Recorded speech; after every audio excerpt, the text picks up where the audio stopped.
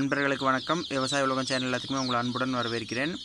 நம்ம ஒரு கருத்து கணிப்பு போட்டிருந்தோம். அதில் வந்துட்டு கோழிகளோட பாதுகாப்பை பற்றி வீடியோ போடுங்க அப்படின்னு நீங்கள் சொல்லியிருந்தீங்க. இப்போ வந்துட்டு கோழிகளோட பாதுகாப்பு அப்படின்னு வர்றப்போ வந்து பார்த்தீங்க அப்படின்னா அது ஒரே வீடியோவில் நம்ம போட முடியாது. அது வந்துட்டு நிறைய விஷயங்கள் நம்ம இது சொல்லணும். ஏன்னா இப்போ ஒரு கோழி சிறுசுலேருந்து பெருசாக வரைக்கும் அது எந்த அளவுக்கு வளருது அப்படிங்கிறது எல்லாமே நம்ம சொல்லணும். அதுக்காக வந்து பார்த்தீங்க அப்படின்னா இளம் குஞ்சுகள் பராமரிப்பு, அதாவது நம்ம குஞ்சுகளுக்கு எந்த அளவுக்கு நம்ம பாதுகாப்பாக ப்ரூடிங் போடுறோம் எப்படி அப்படின்னு எல்லாமே பார்க்க போகிறோம். முன்னாடியே ப்ரூடிங் பற்றி நிறைய விஷயங்கள் பார்த்துருப்போம். இருந்தாலும் கோழிகள் பாதுகாப்பு அப்படின்னு வர்றப்போ இதை வந்துட்டு நான் முதல் வீடியோவாக போடுறேன். அடுத்தடுத்த வீடியோக்கள் வந்து பார்த்தீங்க அப்படின்னா உங்களுக்கு தொடர்ந்து நான் போட்டுட்டே இருக்க போகிறேன்.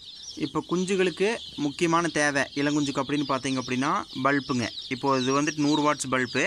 இப்போ குஞ்சுகள் இங்கே ரொம்ப நிறையா இருக்குது. பார்த்தீங்க அப்படின்னா 2வது பேட்ச், அதாவது நடுவில் பல்ப் இல்லாமல் இந்த குஞ்சுகள் அங்கே போய் ரெஸ்ட் எடுக்கிறதுக்கும் அதுக்கு அந்த பக்கம் இன்னொரு பல்பும் போட்டிருக்கிறோம். ஸோ வந்துட்டு பல்பு கரெக்டான ஹீட் கிடைக்கிற மாதிரி, ஹீட் கிடைச்சதுக்கு அந்த பக்கம் இடையில வந்து பார்த்தீங்க அப்படின்னா அந்த குஞ்சுகள் அங்கே போய்க்கும். அதே மாதிரி தண்ணீர் தீவனம் பாருங்கள். இப்போ ப்ரூடிங்கில் இருக்கிறப்ப என்னென்னா 24 மணி நேரம் தண்ணி தீவனம் வச்சே இருக்கணும். இப்போ ப்ரூடிங்கில் வந்துட்டு தண்ணி இல்லை அப்படின்னா அந்த ஹீட் வந்துட்டு பார்த்தீங்கன்னா குஞ்சோட அந்த ஈரப்பதத்தை எல்லாமே உறிஞ்சிரும். அப்போ குஞ்சுகளுக்கு வந்து தண்ணி இல்லாமல் நீங்கள் வச்சிங்க அப்படின்னா பின்னாடி வந்துட்டு எச்சங்கள் ஒட்டுறது, அதே மாதிரி குஞ்சுகளோட இழப்புகள் வந்து ரொம்ப ஜாஸ்தியாகும். அதனால் தண்ணி எப்பவுமே இருக்கிற மாதிரி பார்த்துக்கணும். தீனும் வந்துட்டு எப்பவுமே இருக்கிற மாதிரி பார்த்துக்கலாம். இந்த ஃபீடரில் நீங்கள் கொட்டி விட்டிங்க அப்படின்னா திங்க இறங்கிக்கோ. அதே மாதிரி ட்ரிங்கர் வந்து இது 1 லிட்டர் ட்ரிங்கர். நீங்கள் வந்துட்டு இப்போ 2 லிட்டர் ட்ரிங்கர் இருக்குது, 3 லிட்டர் ட்ரிங்கரும் இருக்குது. அதில் நீங்கள் ஊற்றி வச்சிட்டிங்க அப்படின்னா இந்த குஞ்சுகளுக்கு எந்த பிரச்சனையும் இருக்காதுங்க. இப்போ வந்து நாங்கள் வச்சுருக்கிற குஞ்சுகள் வந்து பார்த்தீங்க அப்படின்னா 400 குஞ்சுகள் மொத்தமாக நாங்கள் எடுத்துருக்குறோம். இப்போ பாருங்கள், இப்போ இங்கே இடையிலேயே ஒரு ட்ரிங்கர் ஃபீடர் வச்சுக்குவோம்.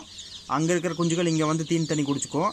அப்போ ஹீட் வேணுங்கிற குஞ்சுகள் அந்த பக்கம் ஓடிக்கும். பார்த்தீங்க அப்படின்னா விடிய வரைக்குமே இதுக்கு ஓடுறது, ஒடியாடுறது, விளையாடுறது இந்த மாதிரியே தான் இருக்கும் பாருங்கள். ஸோ ஒரு 10 குஞ்சுகள் வந்து தீன் தண்ணி குடிச்சிட்டு போச்சு அப்படின்னா பின்னாடி ஒரு 10 குஞ்சுகள் வரும்.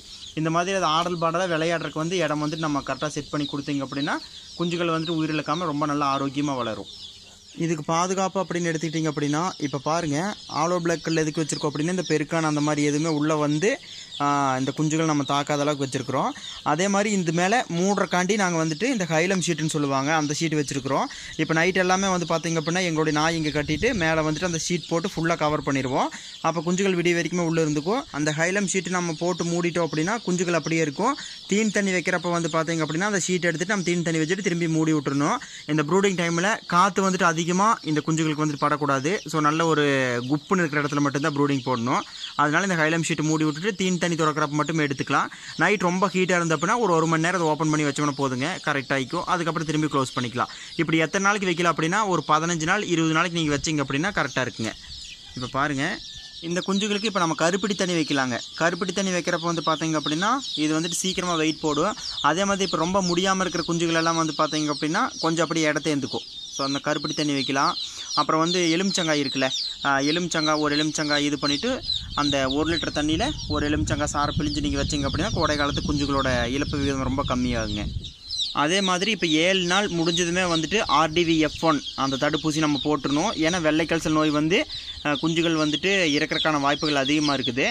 அதனால RDVF1 போட்டுருணும். அப்புறம் 28வது நாள் லசோட்டா 2 மாதம் முடிகிறப்போ ஊசி போட்டோம் அப்படின்னா இந்த குஞ்சுகள் நம்ம அப்படியே எடுத்துக்கலாங்க.